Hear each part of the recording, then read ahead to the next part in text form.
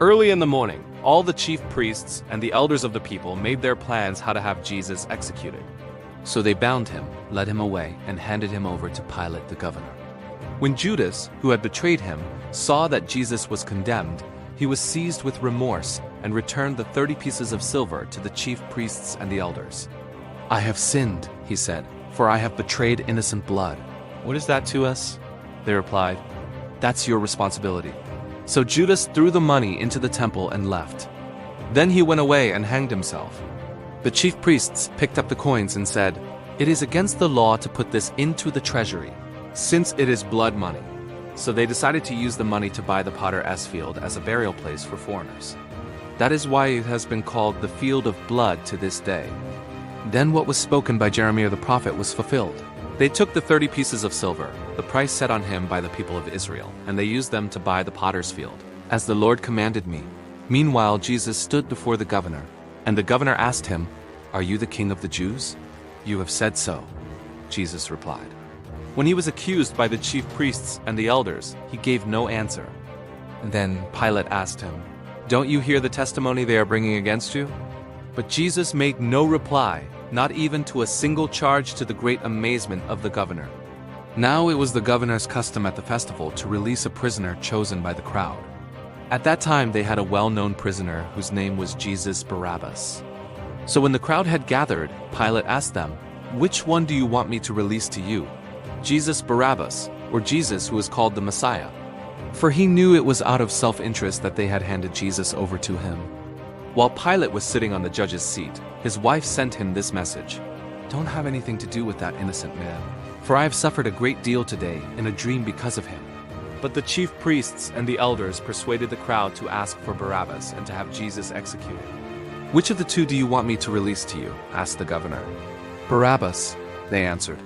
"What shall I do then with Jesus who is called the Messiah?" Pilate asked. They all answered, "Crucify him." "Why? What crime has he committed?" asked Pilate. But they shouted all the louder, "Crucify him!"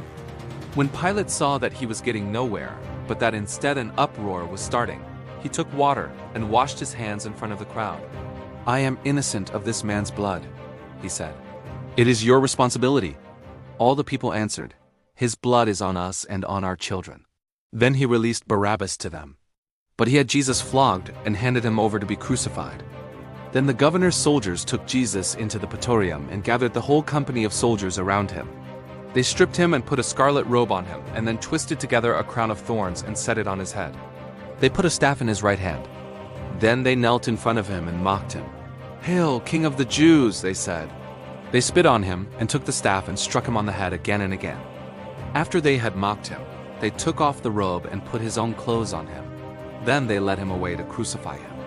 As they were going out, they met a man from Cyrene, named Simon, and they forced him to carry the cross. They came to a place called Golgotha, which means the place of the skull. There they offered Jesus wine to drink, mixed with gall, but after tasting it, he refused to drink it. When they had crucified him, they divided up his clothes by casting lots. And sitting down, they kept watch over him there. Above his head they placed the written charge against him: "This is Jesus, the King of the Jews." 2 rebels were crucified with him, one on his right and one on his left. Those who passed by hurled insults at him, shaking their heads and saying, "You who are going to destroy the temple and build it in 3 days, save yourself. Come down from the cross if you are the Son of God."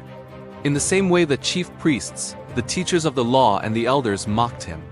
"He saved others," they said, "but he can't save himself. He's the King of Israel. Let him come down now from the cross, and we will believe in him. He trusts in God. Let God rescue him now if he wants him, for he said, 'I am the Son of God.'" In the same way the rebels who were crucified with him also heaped insults on him. From noon until 3 in the afternoon darkness came over all the land.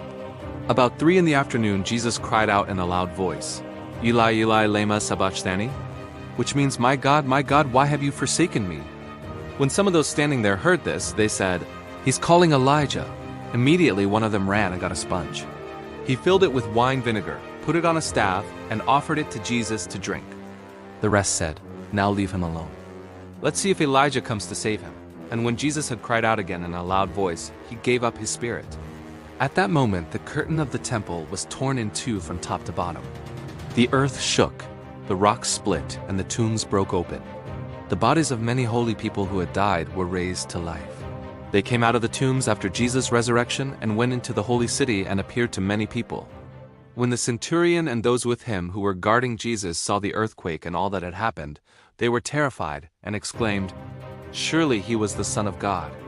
Many women were there, watching from a distance. They had followed Jesus from Galilee to care for his needs. Among them were Mary Magdalene, Mary the mother of James and Joseph, and the mother of Zebedee's sons. As evening approached, there came a rich man from Arimathea named Joseph, who had himself become a disciple of Jesus. Going to Pilate, he asked for Jesus' body, and Pilate ordered that it be given to him. Joseph took the body, wrapped it in a clean linen cloth, and placed it in his own new tomb that he had cut out of the rock. He rolled a big stone in front of the entrance to the tomb and went away. Mary Magdalene and the other Mary were sitting there opposite the tomb. The next day, the one after preparation day, the chief priests and the Pharisees went to Pilate.